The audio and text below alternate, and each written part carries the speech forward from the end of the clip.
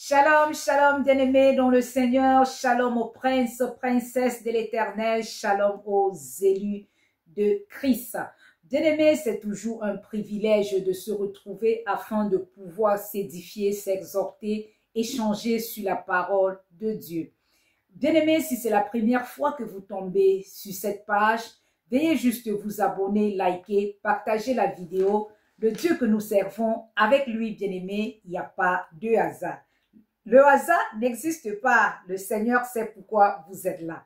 Bien-aimés, aujourd'hui, j'aimerais que nous parlons de quelque chose de très important, mais que parfois nous négligeons déjà dans des assemblées, donc on ne parle presque plus, mais qui est vraiment importante, qui a sa place. De quoi s'agit-il, bien-aimés? Il s'agit de la nouvelle naissance. Et la question que j'aimerais te poser aujourd'hui comme thème de ce message, es-tu né de nouveau? Avant de commencer, j'aimerais vous raconter cette petite histoire. Lorsque j'étais encore plus jeune, il y a certaines personnes qui sont arrivées dans notre cité où nous vivons et ces personnes étaient différentes de d'autres personnes. Leur façon de s'habiller, leur façon de se comporter. Lorsqu'on les injuriait, ils ne répondaient pas. Lorsque les gens disaient qu'ils sont dans des sectes et on les appelait des born again. Des born again. Et on se disait, ce sont des gens qui sont dans des sectes, ils peuvent te tuer facilement, il faut les éviter. Si tu vas avec eux, ils peuvent te vendre dans la sorcellerie. C'est une nouvelle secte qui tue des gens. Born again, né de nouveau. C'est avec le temps que nous avons compris que ces personnes étaient des personnes qui étaient réellement nées de nouveau. Parce qu'on disait born again. Nous étions des chrétiens, des religieux. Donc on allait à l'église juste pour marcher dans la religion. Mais on n'était pas vraiment des véritables enfants de Dieu. Parce que pour être enfant de Dieu, il faut être né de nouveau. Donc il faut réellement être ce born again qu'on appelait là. Mais nous, on riait parce qu'on était des religieux. On était dans la religion, dans la récitation. On suivait Jésus parce que les parents ont eu à suivre Jésus. Et nous aussi, on le suivait parce qu'ils ont suivi. On ne comprenait rien. Donc, on ne savait même pas que le mot « born again » existe dans la Bible. Le mot « naître de nouveau ». Bien aimé, ce que nous devons d'abord comprendre pour commencer, c'est que selon les textes bibliques, il y a 3 sortes de naissances. Dans les 3 sortes de naissances, la première, c'est la naissance adamique. Lorsque tout homme naît, il naît déjà dans la naissance adamique, c'est-à-dire tu nais avec le péché, la loi du péché et de la mort. Donc, ce péché que Adam et Ève avaient commis dans le jardin d'Éden, qui est en tout homme. Donc, lorsque tu nais déjà avec ce péché. Cela s'appelle la naissance adamique. Maintenant, la deuxième naissance dont la Bible parle, c'est la naissance biologique. Il y a aussi une deuxième naissance biologique. Troisième naissance, c'est la naissance, la nouvelle naissance. Et pour mieux comprendre cette nouvelle naissance, nous allons entrer dans le livre de Jean 3. Bien-aimés, ouvrez vos livres et lisons le livre de Jean 3 à partir du verset 1. Mais il y eut un homme d'entre les pharisiens nommé Nicodème, un chef des Juifs qui vint, lui, auprès de Jésus de nuit. Et il lui dit, « Rabbi, nous savons que tu es le docteur venu de Dieu, car personne ne peut faire ce miracle que tu fais si Dieu n'est avec lui. » Jésus lui répondit, « en vérité, je te le dis, si un homme ne naît de nouveau, il ne peut voir le royaume de Dieu. » Bien-aimé, Nicodème était un docteur de la loi. Nicodème était quelqu'un qui connaissait la loi, qui connaissait tout ce qui était écrit dans la Torah, qui avait appris, il avait étudié les Écritures. Mais il a vu comment le Seigneur Jésus, comment il faisait, Dieu l'utilisait au travers des miracles. Lui-même, il a compris que ceci ne peut venir que de Dieu. Et comme lui et ceux avec qui ils étaient confondus, il était obligé d'aller vers Jésus-Christ de nuit, donc en cachette.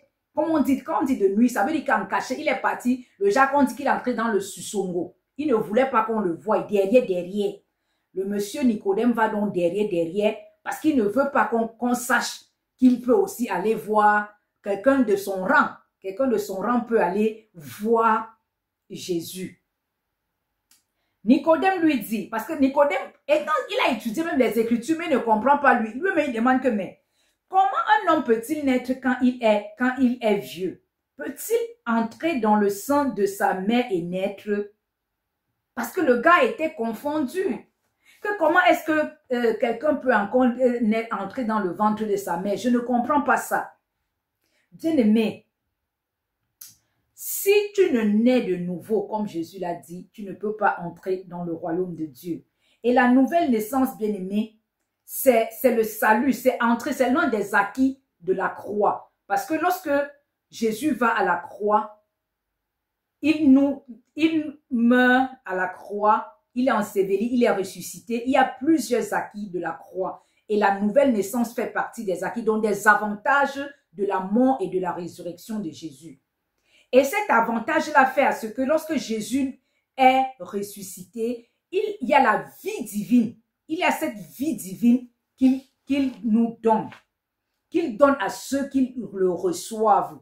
Donc, pour que tu puisses naître de nouveau, il faut que tu écoutes la véritable parole de Dieu. Et lorsqu'on veut bien regarder Nicodème, bien-aimé, qui vient de nuit, c'est un homme comme plusieurs personnes aujourd'hui. Des Nicodèmes sont nombreux dans nos assemblées. Il y a des personnes qui passent le temps dans des églises, ils chantent, on leur donne la parole, ils écoutent ça comme la religion, mais ça ne produit en eux rien. Ils ne sont pas transformés. C'est des pasteurs, il y a des pasteurs, des bishops, des évêques.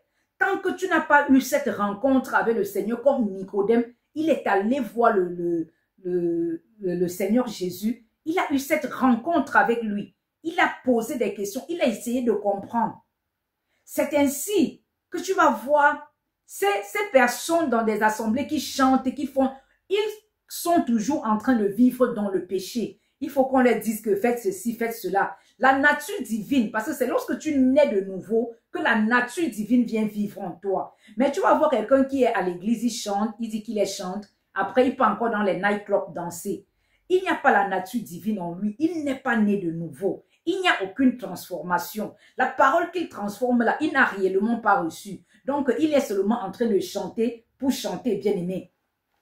Donc, l'image de Nicodème, c'est des personnes vraiment qui peuvent passer le temps, travailler même beaucoup dans l'assemblée, faire beaucoup de choses, se sacrifier même, mais qui n'ont pas encore eu cette rencontre avec le Seigneur Jésus, qui sont dans des programmes.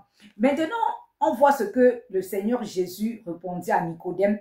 En vérité, je te le dis, si tu ne nais d'eau et d'esprit, tu ne peux entrer dans le royaume des cieux.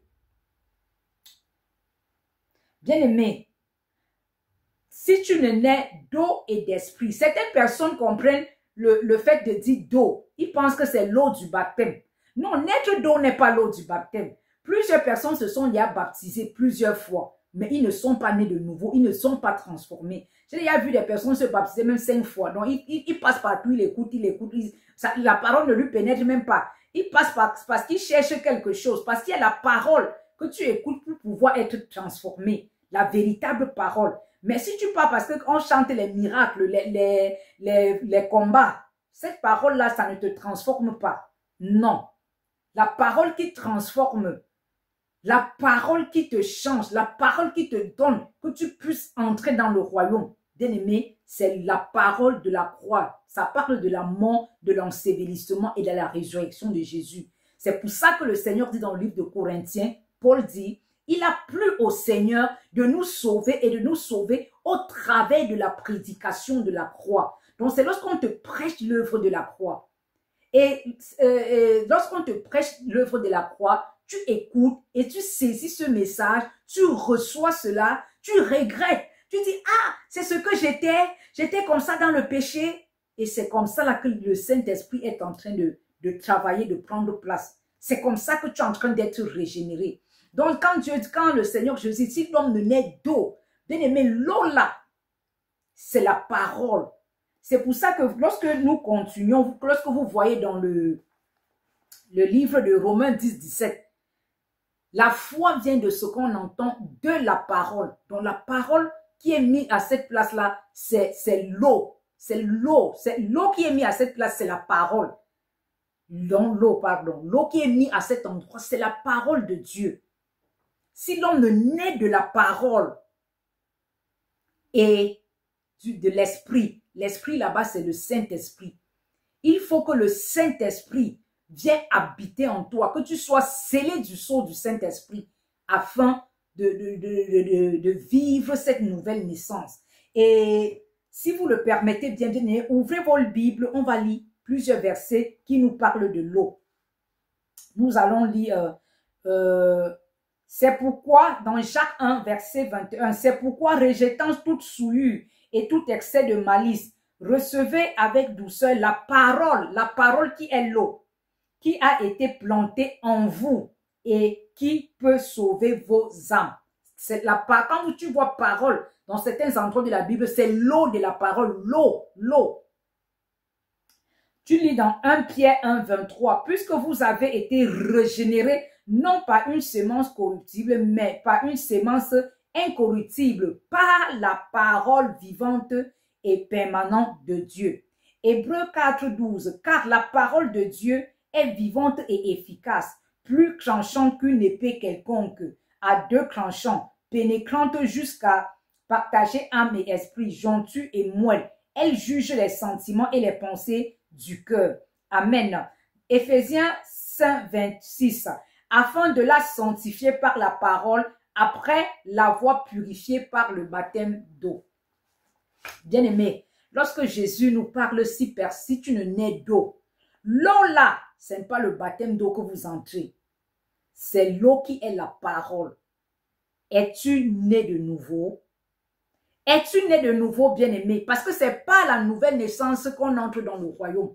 Vous comprenez, la Bible dit que nous sommes assis avec Christ dans les lieux célestes. Spirituellement, nous sommes assis avec Christ. Tant que tu ne nais pas de nouveau, tu n'as pas le salut, tu n'es pas assis avec Christ dans les lieux célestes, tu ne peux manifester aucun don spirituel, tu es juste religieux. Donc, tu restes au même niveau. Tu ne peux pas opérer dans les miracles. Tu ne peux même pas écouter Dieu. Dieu ne peut pas te parler. Donc, comme vous avez compris, le Saint-Esprit, ça veut dire d'eau et d'esprit. L'Esprit, c'est le Saint-Esprit. Le Seigneur a dit, ceux qui croiront en moi, les fleuves d'eau vive couleront en leur sein. Il parlait du Saint-Esprit qui devait venir. C'est ici. C'est de cette parole dans Jean 3,6 qu'il disait à Nicodème, si tu n'es né d'eau et d'esprit, l'Esprit de Dieu qui est cette eau vive qui doit couler en nous.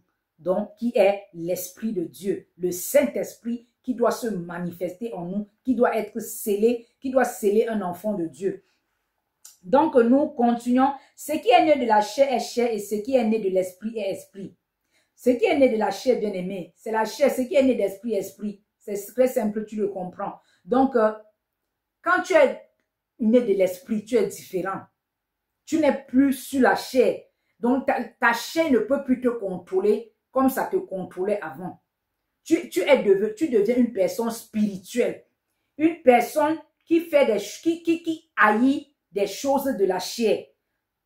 Quelqu'un que le péché, quand tu nais de nouveau, tu vois que le péché n'est plus un problème pour toi pour dire que, oh, il faut que j'abandonne. Quand tu commets le péché, tu vois ça comme de la boue et ça te fait même, tu peux même vomir, tu regrettes et tu abandonnes, tu ne le fais plus.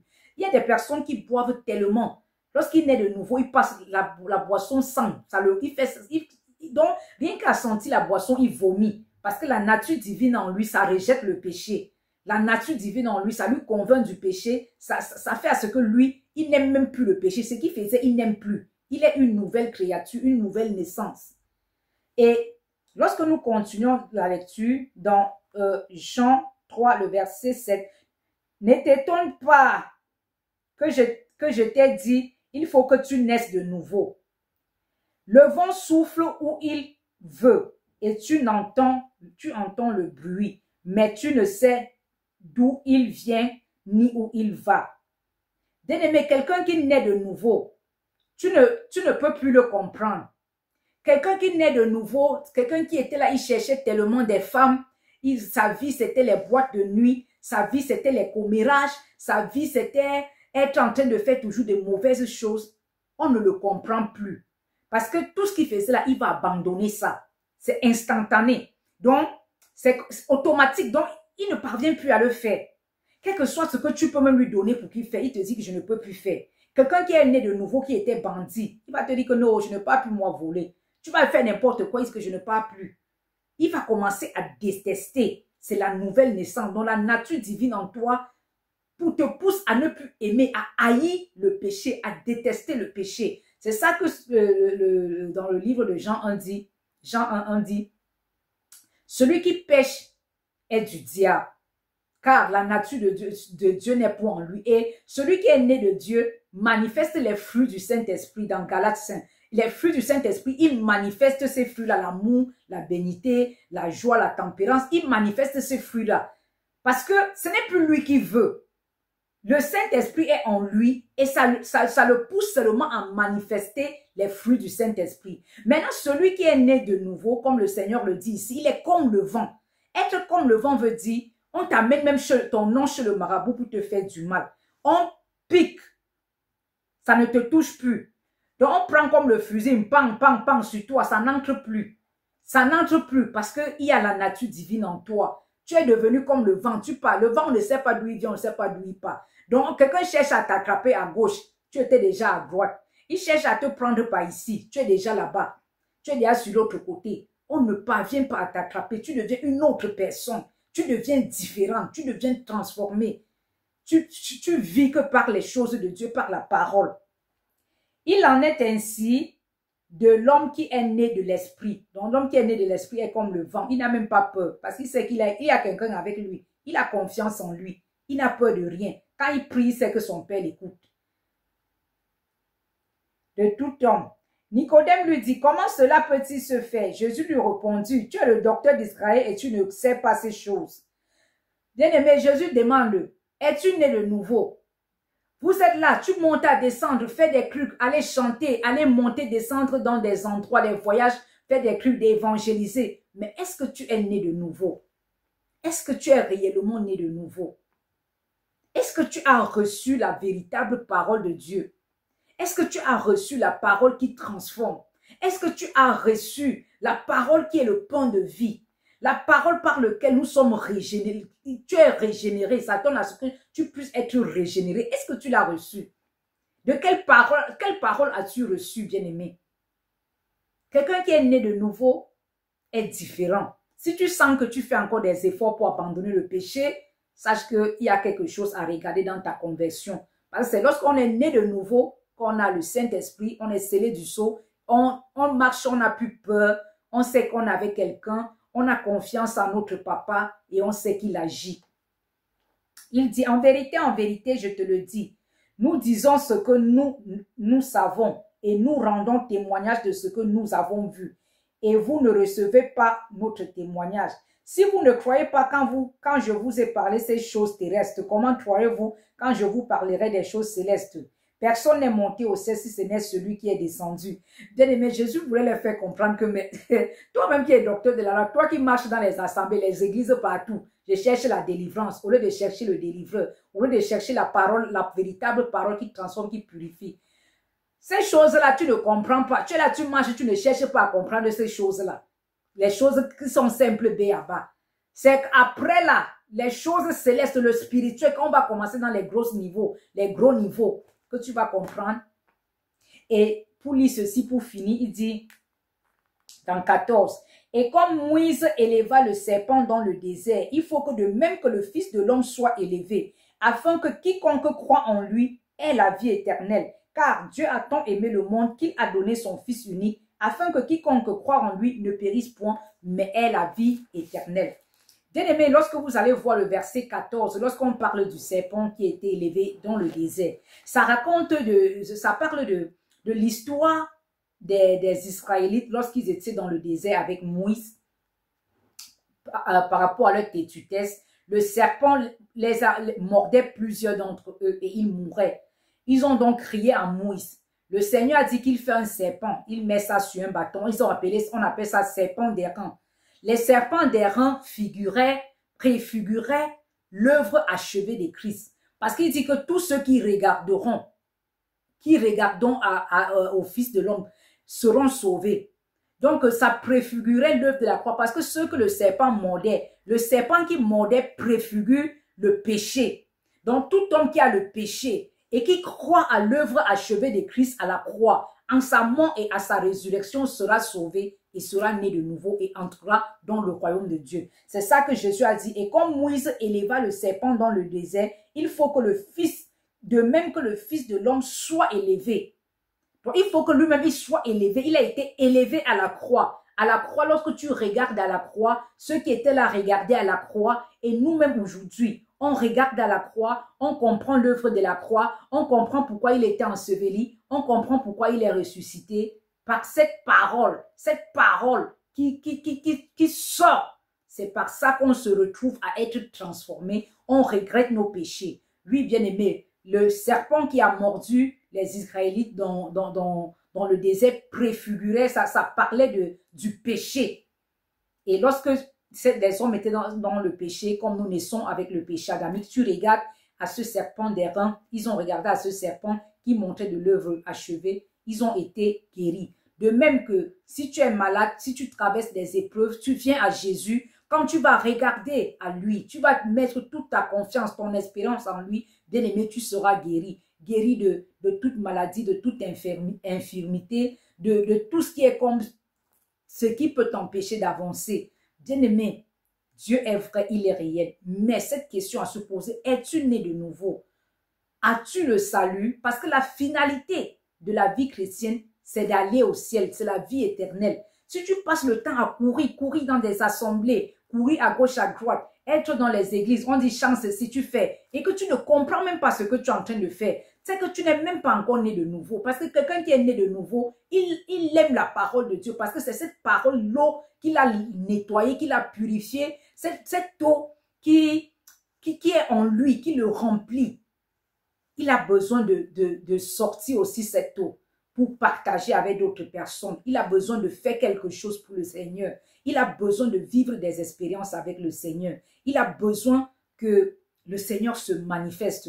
Et comme j'ai dit, l'Ancien Testament était la préfiguration des choses qui venaient, comme vous avez compris, le serpent d'airain. Il y a aussi un exemple dans le Nouveau Testament, la piscine de Bethesda.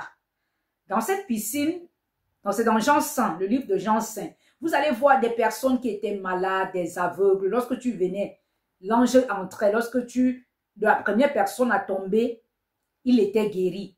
Cette eau-là, ça préfigure la parole de Dieu. La parole de Dieu qui est cette eau dont Dieu, le Seigneur Jésus nous dit, si tu ne nais d'eau, donc c'est la préfiguration, si tu nais d'eau et d'esprit. Donc l'eau là, bien aimé, c'est l'eau qui donne la vie. L'eau qui est le Saint-Esprit, la vie divine en nous. Donc, lorsque tu plonges ton regard dans les Écritures, tu plonges ton regard dans la parole de Dieu, comme les gens plongeaient dans la piscine de Bethesda, tu te plonges dans les Écritures, tu te plonges dans la recherche de la véritable parole de Dieu. C'est ainsi que tu vas être transformé, régénéré, et tu vas passer de la mort spirituelle à la vie. C'est ainsi qu'on appelle la nouvelle naissance en Christ. Bien aimés, nous allons arrêter là. Ça, c'est la première partie. Je crois que nous nous verrons très prochainement. À bientôt. Shalom.